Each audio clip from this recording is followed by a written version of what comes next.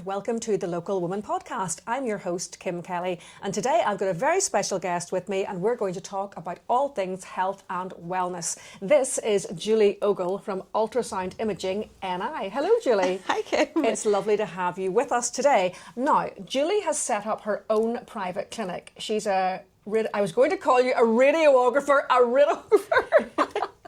We had a laugh with this before we came on air about being a radiographer. Yes. And I said, people keep calling it a radiographer, yes. but I'm going to not call it that. I'm going to call it a radiographer.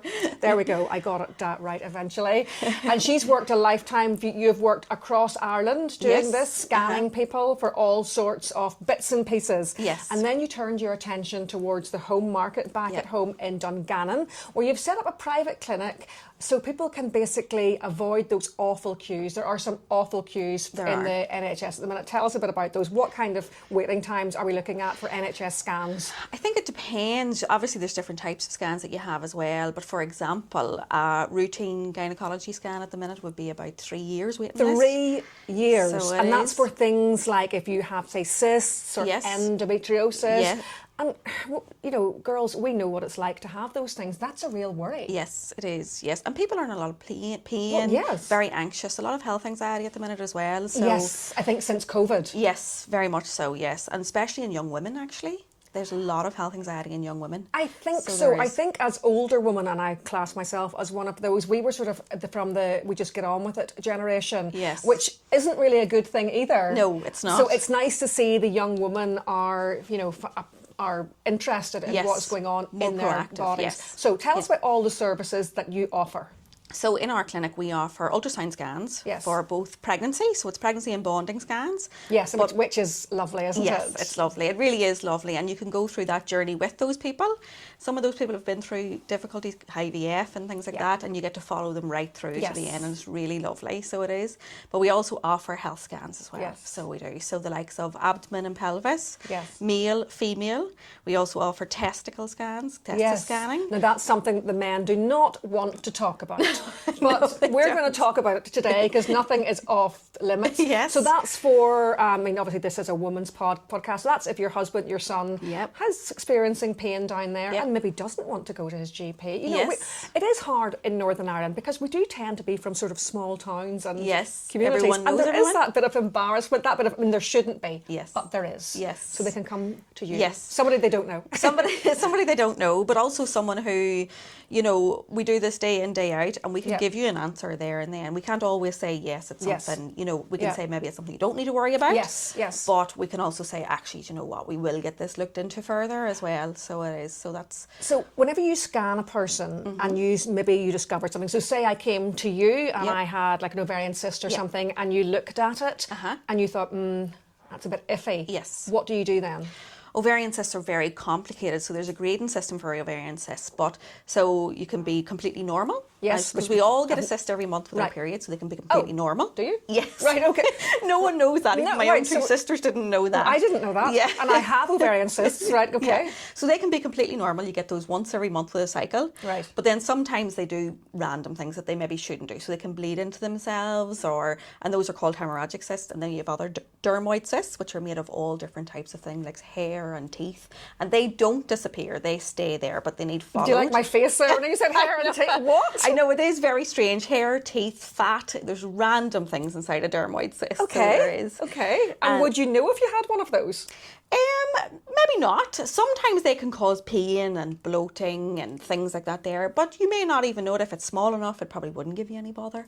So this is something women of my age worry about, this bloating. It's the constant bloating. Yes. And can you see why we're bloating? Sometimes. So one of the things that we worry about with bloating is the ovaries, because this is the problem. They don't really cause any symptoms until it's at the end stages or it's turned nasty. Yes. So this is why looking at the ovaries and making sure that they're okay, checking if you do have a cyst, that it, one, hasn't changed, it hasn't mutated into something else, or two, that it isn't just something naughty to begin with. Yes. So it is. And yes, that sort of thing can cause bloating and, you know, difficulties with digestion and things like that. So yes. Yes, because you're not sure whether it's your gut health, and then you read, exactly. if I go on TikTok one more time and these pills to stop bloating, yes, it's nonsense, isn't it? Yeah. Well, Maybe they largely. maybe they don't. But Yeah. no, one of the things with bloating, and especially, you know, there have been several times where people have come in, it's more constant bloating, and it's sometimes a different type of bloating as well if it is a really nasty thing. I'm feeling bloating now. I'm actually feeling it while I'm talking to you. And we do sort of laugh about this, but it is very hard to go to your GP because these days we only have, 6 minutes to tell quite often a man who you've never met before about your bloating, and he's sitting going, oh, whatever, you know, no one ever died of a bit of bloating, you know.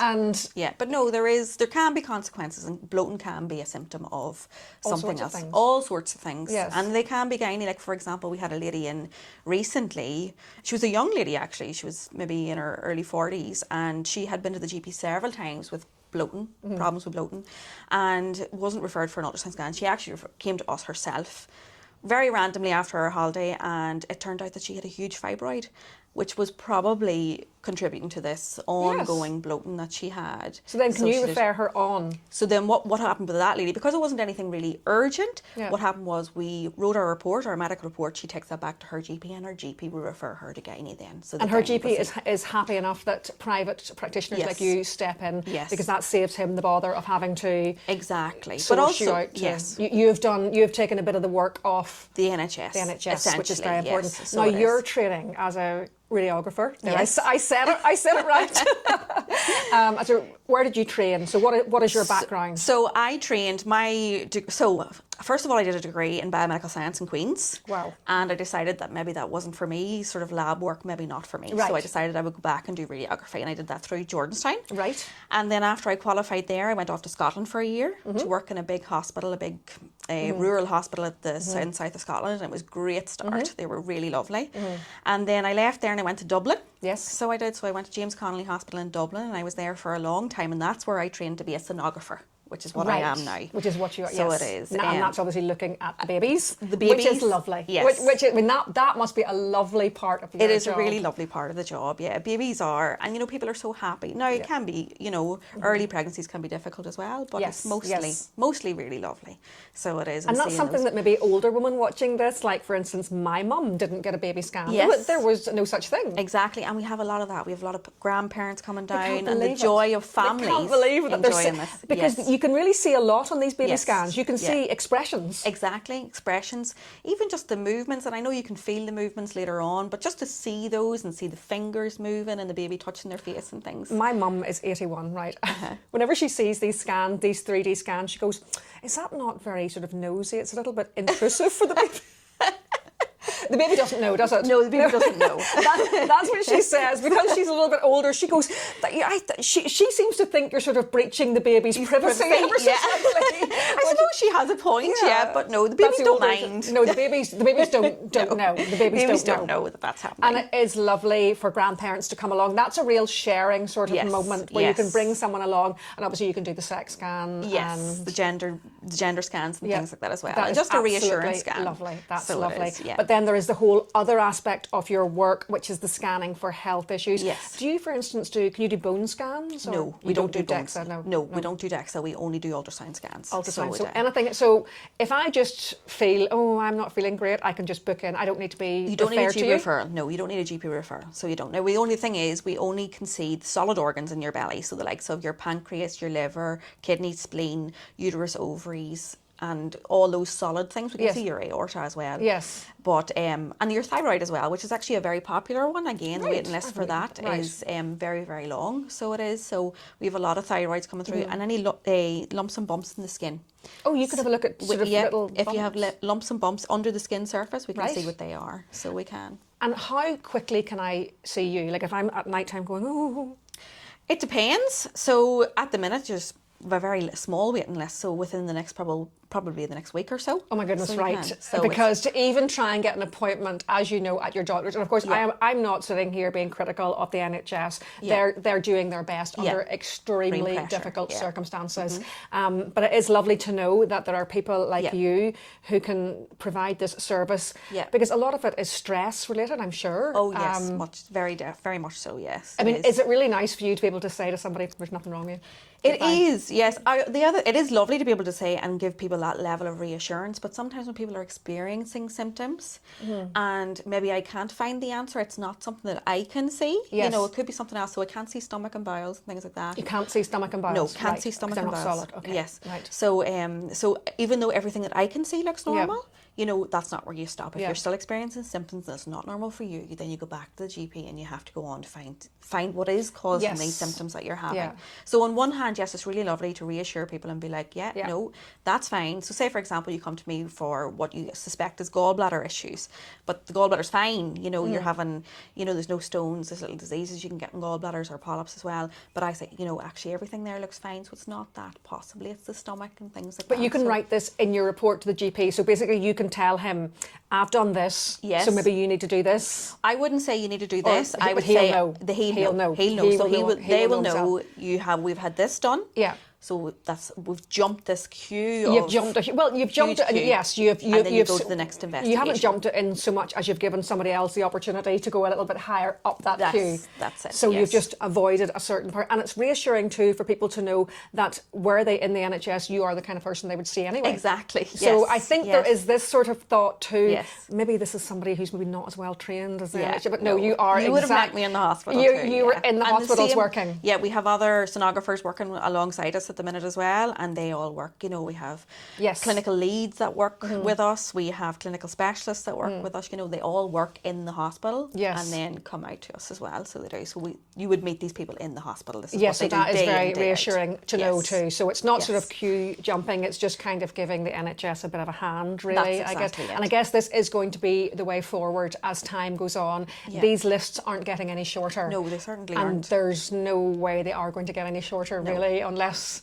there's going to be a miracle. Yeah. So people are increasingly turning to private health providers now. What about health insurance? Does this come under any health insurance? No, we aren't affiliated with any of the health insurers at the moment. However, if you did have health insurance, we have a very specific receipt that has all the bits and pieces on it that we give you along. So whenever you come to us, we do your scan, we give you a folder then. We email you a folder with all your images, your report, any documentation that you sign in the clinic with us, all right, and your receipt as well. So if you have got private medical insurance, we give you this receipt and you can send that off to them.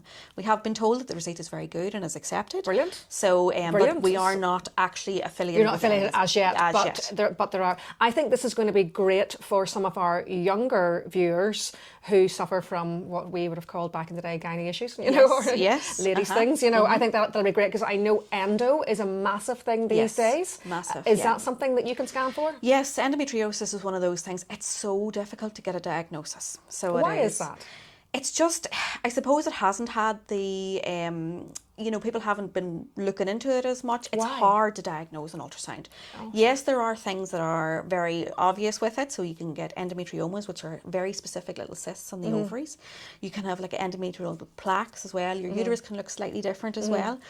Really, the best way for diagnosing endometriosis is a laparoscopy, where they go in with a little camera and see if you have those little plaques, little spider webs all sticking. And how long things would together. you be waiting on the NHS for that? Oh, how long's a piece of string? Oh, right. I mean, I know there's a particular girl that I'm thinking of who's written a lot for Local Women, and she's in her, maybe her 40s by now. Yeah.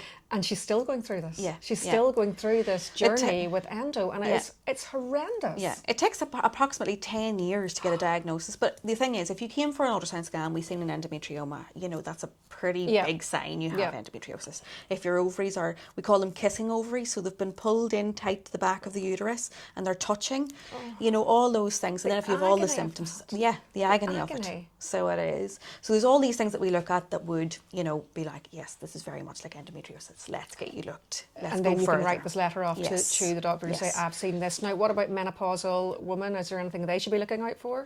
Yes, postmenopausal women. Well, menopausal women, so we have periods. So you obviously stop your periods, but if you have any irregular bleeding afterwards, HRT as well, if you're taking HRT, things like that, that it increases the lining of your uterus as well. Right. You know, and we need to make sure that that doesn't get out of control as well. So that's one of the things that we can scan for. Again, menopausal and postmenopausal women with cysts on the ovaries, again, it's the ovarian thing. The ovarian is the silent killer. We don't know about these things. Yeah, because, I mean, I have cysts, but I didn't know I had them. Yes. And then the doctor was like, oh gosh, this one here is 10 centimetres. That's quite, well, I don't know. Is that big? Yes, apparently. It's not, it's sizable enough. Yeah. Yes. And there has been larger ones. Don't know anything about it. Yes. Yeah. So for example, I had a lady there last week who was 62 or 63, and she just came in. She was fit, well, healthy. So she just came in for a checkup. Yeah. She'd heard about us from a friend, and the friend had recommended Yeah. us, and she just came in for a checkup. And now that lady actually does have quite a large ovarian cyst. She didn't know. She didn't know.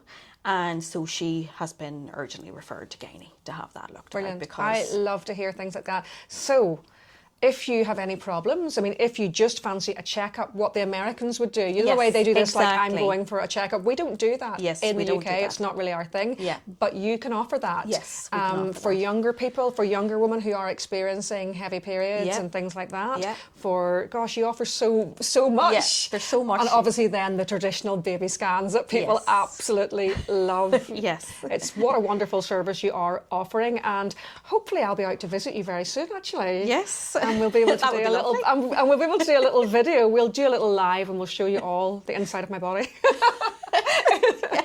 Thank you very much, Julie, for No coming. problem. Thank you for along having today. me. Fantastic. Thank you, Thank Julie you. Ogle.